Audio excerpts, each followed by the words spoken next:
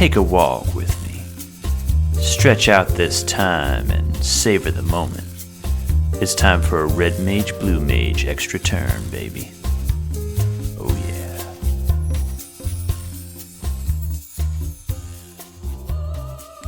yeah. And we're live. Hello. Yeah, everything, all systems go, bro. Yeah, it's time for an extra turn, friends. Somehow you got high up in your chair. Nope, stay the way you were. I'm adjusting you right now. But you were not this way before the start of the show. I'm sitting up tall like a big boy. Okay, you're fine now. Okay, good. Whew. Yes, this is an extra turn. This is a episode of Red Mage Blue Mage that we are going to be putting out this Friday because, or whenever, right? I think we'll put it out on Monday in lieu of okay. our regularly scheduled episode because we got lots to talk about, but it's very of the moment. Yes, exactly. So yeah, hi, let's do this. All right, are we just diving right in? Well, I mean, you've got a short amount of time to hold my attention span because I did eat 2 hot dogs, 5 corns, and a hamburger. So the clock is ticking. Yes, I get it. Okay, so time for some breaking news. Cue the music. Oh shit! here we go. Dateline, Dominaria, 4823. This is your multiverse breaking news. I have to react like I can hear it, even though I can't. Yeah, I know you can't. It's all right. Okay, yes. Breaking news. Some of the biggest Magic news, possibly ever. Didn't we just talk about like how Magic's falling to pieces? Yes, we've had several conversations already about bans.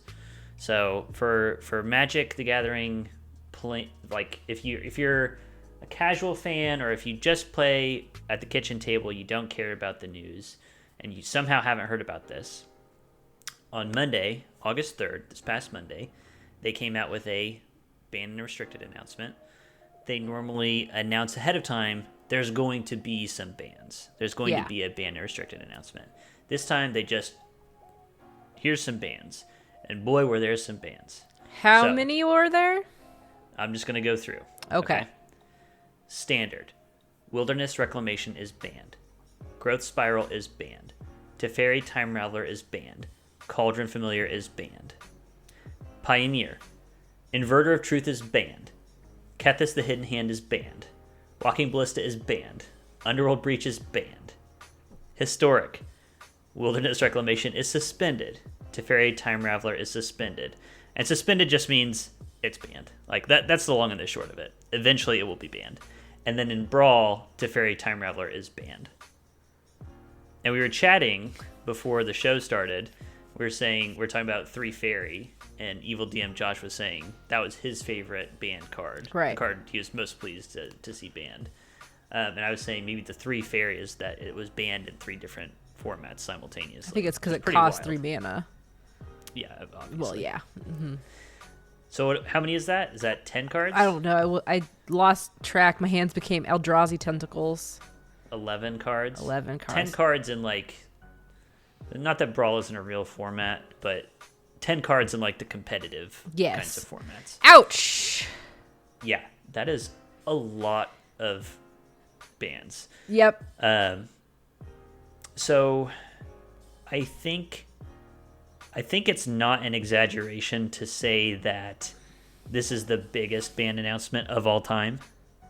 Yeah, because it's usually like 2 or 3 cards. Right. And it's a big ban for multiple reasons. One is just the sheer number of cards banned in one fell swoop. That's pretty wild. Mm-hmm. Second, this is either the most or second most cards banned from a standard format at one time. And it's competing with like Urza Saga, like a famous, like the first famously broken, they had to ban cards set that almost killed Magic. So we all know here in the Red Mage, Blue Mage world that I don't play competitive Magic, and very rarely do I engage with the competitive Magic scene. So do you know what is happening with these cards that's causing these bans? So in Standard, the Alpha Predator right now is Teamer Reclamation. So green, red, blue, Wilderness Reclamation based decks. Okay. And they're a huge part of the metagame. Just won big tournament this past weekend, which I suspect is why they waited until after the tournament. I think it would have been pretty weird to ban decks out of the format right before a big tournament like this. Because it'd be like a scramble to and you want people to be playing at the height of their powers. Right. And basically that Alpha Predator, it was very hard to attack that deck. Like the central card in it is Wilderness Reclamation, the enchantment that lets you cheat on mana. I'll just go ahead and read it. Yeah. So Wilderness Reclamation is 3 and a green for an enchantment. At the beginning of your end step, untap all lands that you control. So you get to double your mana essentially every turn. Okay. And one of the things that makes this deck really ridiculous is that you would think maybe the way to attack it is to destroy this enchantment, but it really doesn't need the messed up thing is it doesn't really need that. And especially they started adding in Teferi, splashing white so they could get Teferi to make it even more unreasonable for you to attack them. Yeah. By that angle. Oh no, yeah, because Green Strider just said Reclamation untaps lands, Teferi makes sorcery instant, so you get the picture. Yeah, okay, gotcha. Yep. Just disgusto spell time. Yes. And Cauldron Familiar was not a part of that deck. That's like the next tier of deck. And so I was going to say this is another thing that makes this ban announcement really wild is the fact that they're simultaneously taking out not just like the top deck, but like the top few decks. Right. Like the best several decks in the format have been completely taken out of the picture, essentially. Gotcha. So right now, Standard is like the wild, wild west. Who knows what's going to happen here? Right. Because I know on that list, what format was Fires of Invention banned from? That was also Standard. Yeah, I love that card. I could see where that could be fuckery could happen. I think back when we talked about Throne of Eldraine, we had a show where we were just talking about, it was spoiler season, we were just talking about cards that we liked or were excited about, and I think you and I both were talking about Fires of Invention, because I liked the way that Fires was kind of in different territory for Red. Instead of just, whoa, big wacky card, this like had something to it, you know? It was doing some weird stuff with your mana. Same thing with, what was the Ravnica card? Like Wild Experimentation or something like that? Or like I can't remember. Yeah. It was like 1 red mana, and it did crazy things with your hand, and exiling the top card of your library to play it for free and stuff like that. Okay, yeah. So, yeah, who knows what's going to happen? We've got our chat sort of speculating on what will happen. I definitely agree with Josh. I think Uro was already a huge, huge problem as far as just like raw power level. And I think Uro is going to be king. What is that? What are Uro? I will read it. Okay, thank you. Like, again, like, this is a learning podcast for me, and also I don't engage with what's going on in the meta currently. Sure. So this is from Theros Beyond Death, Uro, Titan of Nature's Wrath, 1 green blue. It's got a lot of text to it. It's a 6/6 for 1 green blue. Okay. When it enters the battlefield, sacrifice it unless it escaped. So when you cast it, you sacrifice it immediately. Mm-hmm. When it enters the battlefield or attacks, you gain 3 life and draw a card.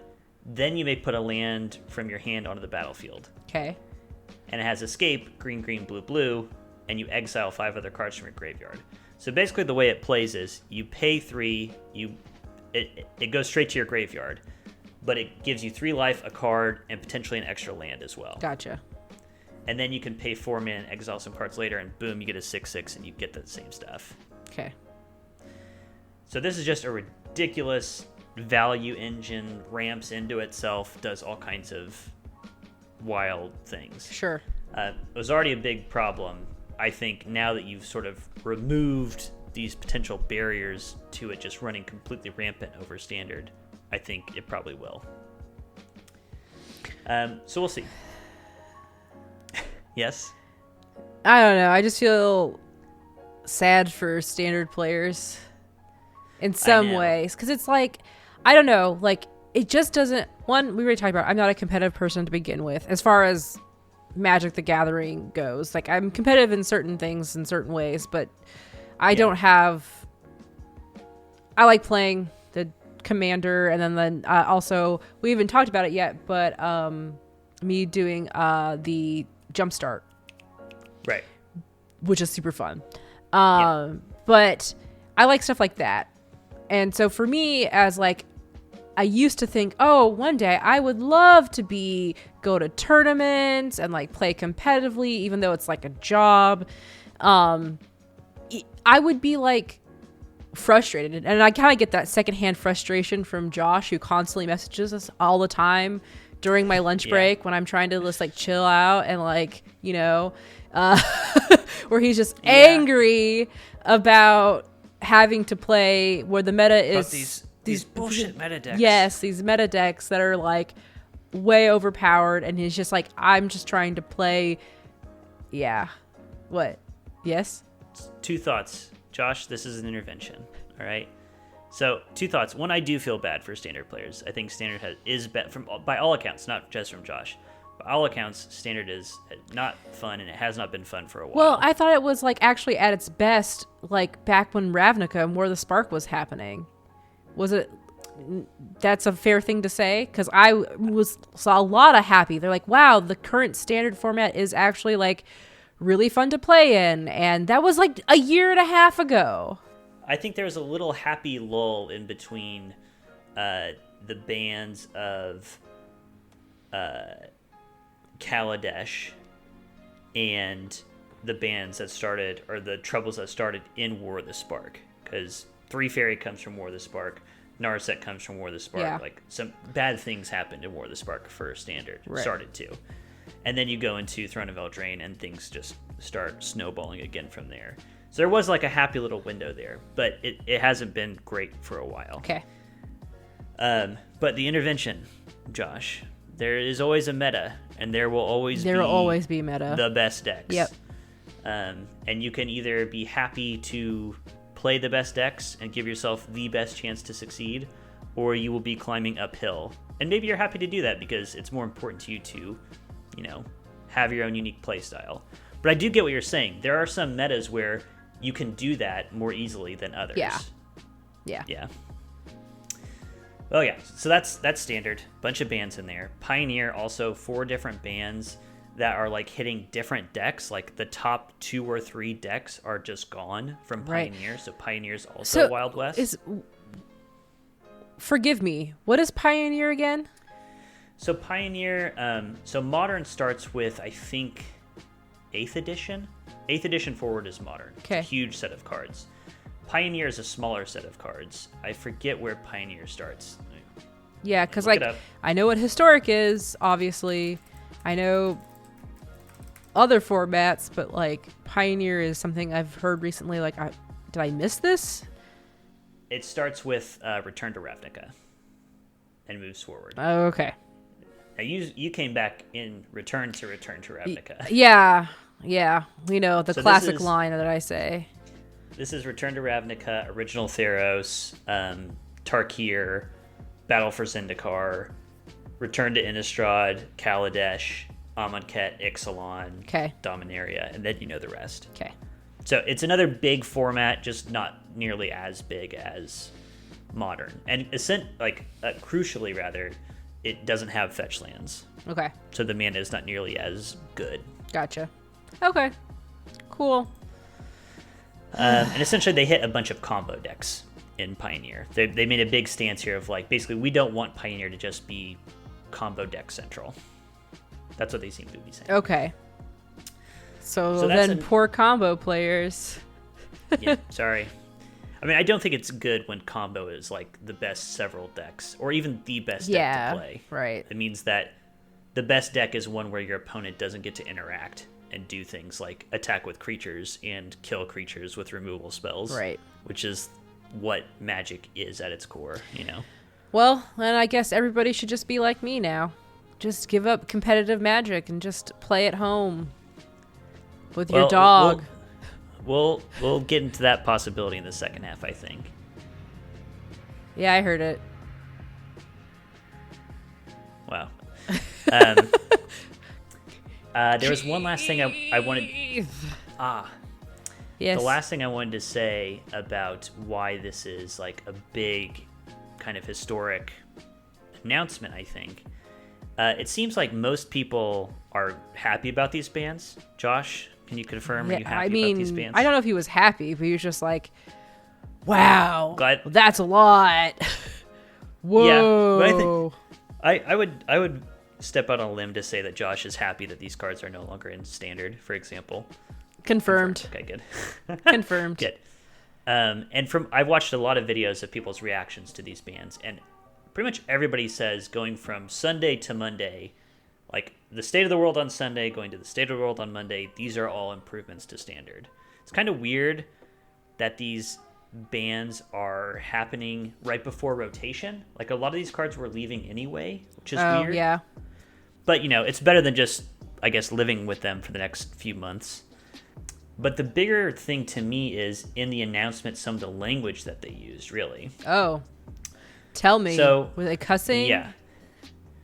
Yeah. Were so they... there's some blue language. Were they... They said, we are banning goddamn Growth Spiral. Yeah. And motherfucking Wilderness X. No. So here's what they said. I'm just going to pick a few paragraphs. We note that Growth Spiral, Wilderness Wreck, and Teferi Time Raveler were already slated to rotate this fall with the release of Zendikar Rising. With that in mind, we view this set of changes as an early rotation for those cards to help freshen up the remaining summer metagame. In the case of Cauldron Familiar, we're taking the opportunity not only to improve the metagame short term, but also remove a balance risk and undesirable play pattern leading into next year. We emphasize that these changes are, to a large degree, a product of the times and the current focus on digital play. We look forward to hearing community feedback on this approach, and will continue to keep an eye on the metagame going forward. The bans are a product of its time? Yes. Which I read as saying, on its surface anyway, there's a global pandemic right now. Right. Which means that paper play is at an all-time low. Yeah. People who are playing digitally. Mm-hmm. And on digital, there's a lot less feel bad about banning cards. Because you can just say, here, have some wild cards. You know? They can say, oh, you owned, 4 copies of Teferi Time Raveler. Now you can just get any 4 cards you want instead. Oh, I see. Huh, You can't interesting. do I mean, you could. If you How would that work, though? You go to your store and there's a program where you could trade in your card for something else. It's pretty cumbersome. It is, but it's not Not physically impossible. Yeah. Because we deal with it. Okay, so here, insider knowledge. Okay. When you buy mass market paper books from a store, right, bookstore, if we as a bookstore bought a bunch of mass market paper books and we then, they were on the shelf so long that they turned yellow or they were never sold or just like they weren't selling, we can then rip the covers off of those mass market paper books, bundle them up and send them back to the publishing company, and then they give us a check essentially or something, or a credit to go to the next thing that you buy, right? Okay. Which is why if you ever see a book and it says if this book did not have a cover on it, this is illegal essentially. Gotcha. Because that's what book companies would do. So Wizards of the Coast, there could be a program. It's cumbersome, and because America because our government wants to get rid of the USPS, it wouldn't be an easy thing to do. But you could do something like that, where basically a game company, a game store could collect these banned cards from players. They get a booster pack or something for turning it in, or they get some sort of redemption redeeming points or whatever, and then the gaming company could then send in these and then get stuff back. Physically possible. Physically I agree. possible. Cumbersome. Arena's much easier. Yes. And that's what I want to get at now. I think this is segueing perfectly into the second half of what I want to talk about here. Okay. So I think now we should move into you might say, a civilized scholarly debate. You know, I'm not going to debate, but here's the music. Once again, it's time for an academic debate between a civilized scholar and a homicidal brute. Let's begin. All right, let's indeed, let's begin. Okay, so the topic I want to talk about is what is the future of paper magic? Now, just to set the stage here, my own personal stage. Yes. You and I are both fans of the Prof. Yes. Tolarian Community College. Yes. He's a bit of a pessimist. I don't know about pessimist. He's definitely critical of wizards. Yes, I would say definitely. And I've been listening to a lot of his stuff, especially Dice Removal, his podcast with Pleasant Kenobi, and they've had several episodes where the Prof is a little bit of a doomsayer about. He puts on his tinfoil hat and he's like, Wizards is trying to get rid of paper magic completely and move it completely to digital. Yes. And they're doing things that in his mind are sabotaging the game / getting ready for moving away from paper. Part of his evidence in the past has been all these crazy premium products that they're releasing, which is something that other card games have done. And it just sort of like kills the market over time. Okay. It's like saturated with all these premium products. He sees it as like, potentially, he's not saying this is 100% true, but he's wondering if it isn't just like a quick cash grab. Let's get as much money out of paper. Let's wring it dry before it's dead because we're trying to kill it. I mean, I can understand that. Like from a business's perspective, why wouldn't you want to go completely digital? Other than the fact that you do have a market where people want to still play physical paper. Like if I would not be surprised if they are not trying to kill off paper magic entirely, but to restructure it in a way that not as much of their resources or time is going towards paper magic. Right. Yeah. We have definitely seen things that are more, at least at the very least, more geared towards digital. Ikoria is a great example. Ikoria has Mutate, which works in paper, but is much, much, much smoother in digital. Yeah. Where you're like splicing cards together to make one big card. And then you also have things like keyword ability tokens, like a vigilance token or a trample token or whatever. Right. Also way easier in digital than it is in paper. Right. And so they're doing things that feel a little bit more digitally in nature. Sure. Also harkening back to something else we recorded, which probably isn't out by the time this is released as a podcast, but I'll go ahead and talk about it anyway. We did a segment on Mark Rosewater's article on the future of magic. Oh, yep, that's going to come out way after this releases as a podcast. So I'll just talk about one aspect of it. He said one thing we should expect to see in the future are like mini decks, like side decks. Oh, yeah. Like a companion deck to the deck that you have, like cards that exist outside the game. And I think that what that is speaking to is in digital card games, like Hearthstone, let's say, it's very common to have cards that say, put a random beast into play. And it just searches all the different beasts in the game and puts one into play. Mm-hmm. You can't do that in paper, obviously. Right. But what if you had like a mini deck outside the game that you make, and it has to be all beasts, let's say. Right. And then you could do that. Right. That to me, my prediction is that will be the paper equivalent of that. Yeah. And they're gearing towards doing that in digital. Right. So again, it's just leaning more and more towards digital. And I wonder if their plans haven't been hastened by the pandemic. Like maybe they were looking to do these things anyway, but now the fact that just through circumstances, Right. most players are going to digital. That's what we see. Right, and they did just not too long ago make it available for OS, so I can now do it on my computer, except I haven't because my brain. Right. Without doing, in parallel or whatever. Yeah. Right. Yeah, I'm waiting for the time. Oh, Green Shire just brought it up. I actually just looked down and just saw it. A phone app. Like, gosh, if Magic Arena was on my phone, or I would probably pick up a game here and there, but being at my computer is less of a thing. I try not to be at my computer. I'm at my computer 8 hours a day. I try not to be at my computer for more than I have to. But if it's sitting on a couch, I would love to play.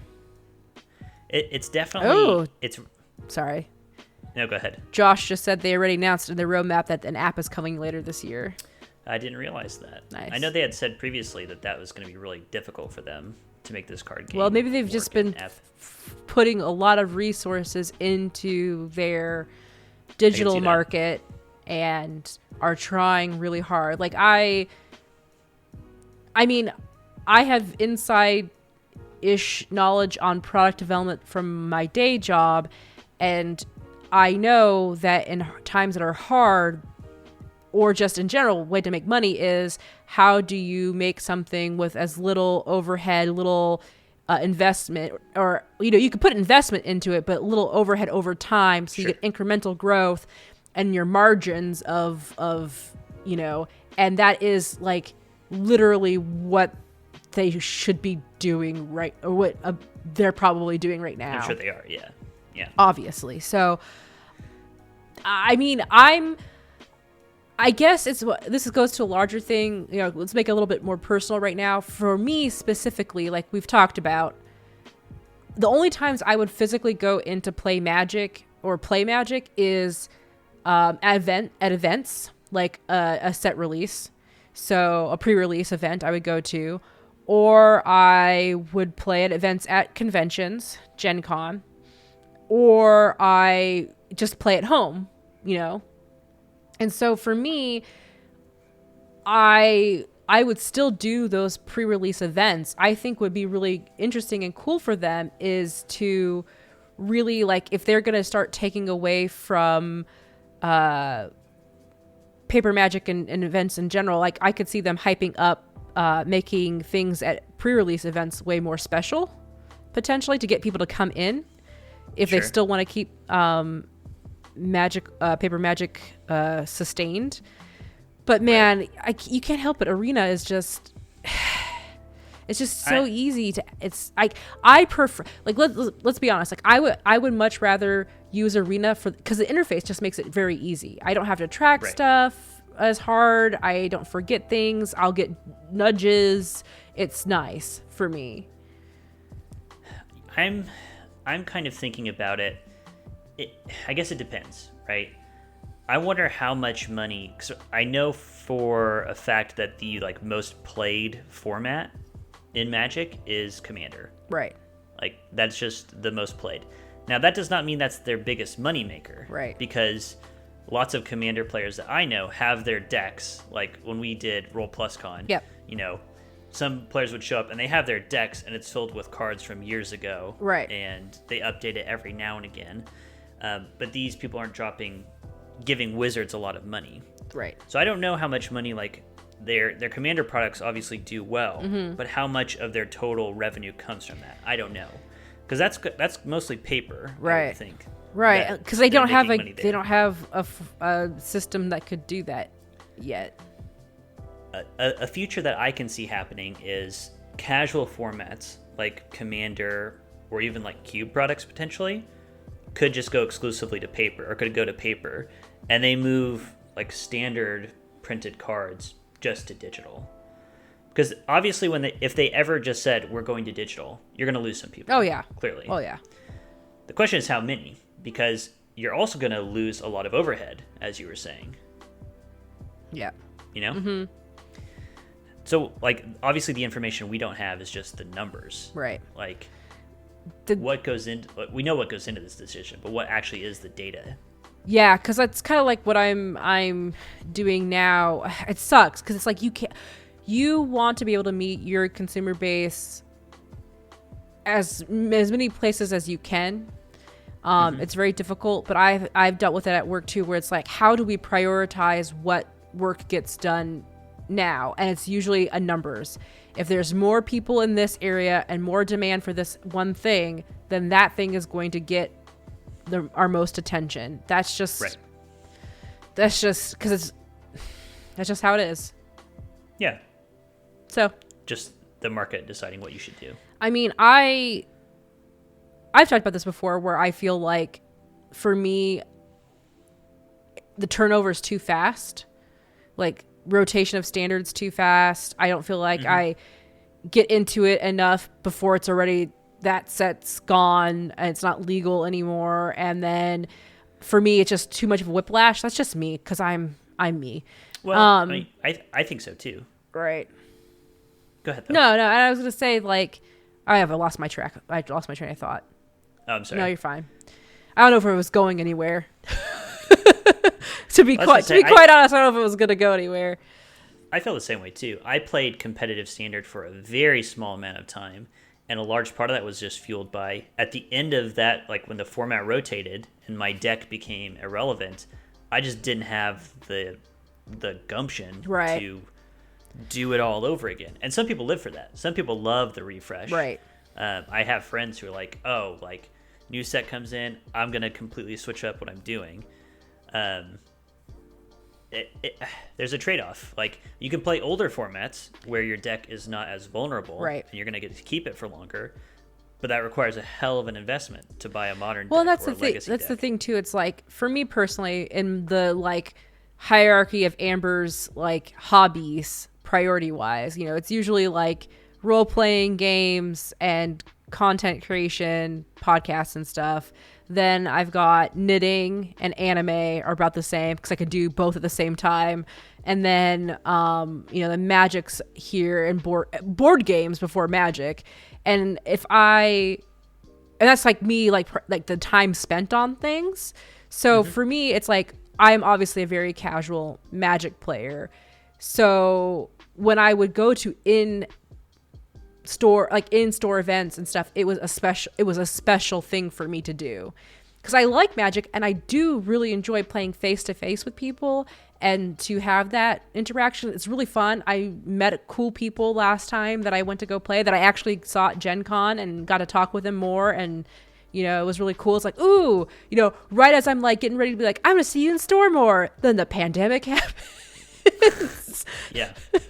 And I like that, and I think that's good to keep around. So I really do hope that they keep events like that going, at least for a while, even if it's like, this is a commander of the specific event, or this is a pauper event, or whatever, and they do keep that going after we get to some sort of normalcy in the world, and we can hang out again. I think from their perspective, just from a financial perspective, that is the big reason to keep paper, is because of the power of like a social group to keep each other playing Magic, or to bring new players in. Right. Which I think you would lose to some degree going to digital only. Right. Like, if I'm playing digital Magic all the time, I'm a lot less likely to bring in my friends to play. Right. Right? Right. Yeah, because it's almost like how I got into Magic was literally, hey, Amber, my friends play Magic. Do you want to see this? And I went to an event and I watched, and I was like, okay, cool. This is awesome. Show me how this works. And then literally Josh is teaching me how to play Magic the Gathering. And it's like, I need that. I need that kind of hands-on experience. I guess I shouldn't judge totally. I've played a little bit of Hearthstone. I haven't played, for example, like Legends of Runeterra. But, my story of, like, similar, how I got into Magic was in high school in study hall, two people that I sort of knew loosely playing each other in study hall after class every day, and me looking at these cards and be like, well, what is this? Right. Like, getting so interested. I don't see Hearthstone having that same kind of thing. not that you can't be like, oh, what are you playing there? Yeah. But it's a different. There's the social pull of Magic. Yeah. I know it's a cliche. People talk about, oh, it's the gathering part of Magic the Gathering. It's. I have never heard that. Am I just living under a rock? I think people have just said it's like, it's not just Magic. It's the gathering. What is this, a cult? I think Come it's kind join of true, us. Look at our cards. We're tapping mana. I mean, it might be that, we're moving to a future where Magic is mostly digital, and people will look back at this as sort of like a quaint, older time. It happens. But, I'm okay with change.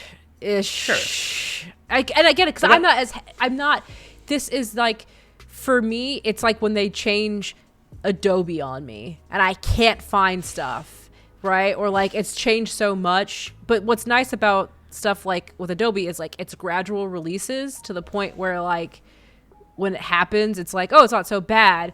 But I'm getting old and curmudgeonly. And I can see if I was more invested in Magic the Gathering, I would be very upset that, I mean, it's hard enough with a pandemic, right? Like, it's already like, that was a dramatic shift in how we are handling stuff, which I did not take well at all. No. And I'm sure obviously tons and hundreds of thousands and millions of people experience the same, like, horrible whiplash from my life has just been uprooted. But, like, change is hard, especially when you, like, love something and it's something super dear to you. And so I can see, like, why the professor is, like, not necessarily pessimistic, but, like, just cynical is the word you used about it. Because, I mean, I know I've seen his videos, too, where he's very sentimental about his experience playing Magic, so... Mm-hmm. Yeah. Holden Leth said in chat, when you're doing your cult, it's more like, come join us. Be broke with yes. us. Which is, that is cult-like. That is, yeah. You give all your money away, yes, and for happiness and security and friends. The magic way. Yes. Whew, I spent a lot of money way back when. I mean, even on me too, way back when. Even now, I mean, well, you were buying you buy cards for your ridiculous cube. I am buying... Just updated it. Did you really? Yeah. I pulled the trigger. Oh, I see. Lands, the tri-lands? Ouch. And vampires. Okay. Oh, yeah, and vampires. So, yeah, I don't know where I'm going. Magic's going digital, baby. We can't stop it. It's where the money is. Yeah, I think bare minimum, it's going to lean very hard in that direction. I think as long as they have people who are happy to continue buying paper, which I think Commander players will, and the elderly among us, myself included. The elderly, the 20 plus up. I think you're just going to see paper products become more tailored to the people who still want to play paper. Yeah, I could see it being a much more artisanal experience. Yeah, I mean, Bespoke. It kind of is already going. It's kind of already going that direction. Yeah, I got that secret layer stuff. I love my goblins. Right. I think I can see going more in that direction where it's like, oh, you like this stuff? Here you go. Yeah. That carries its own risks. I mean, I know some people, myself included, part of the fun of Commander is like the organic nature of it. And when you make cards specifically for Commander, kind of takes away a little bit from that. Yeah. We know your feelings. We know your feelings about that. I mean, I know them.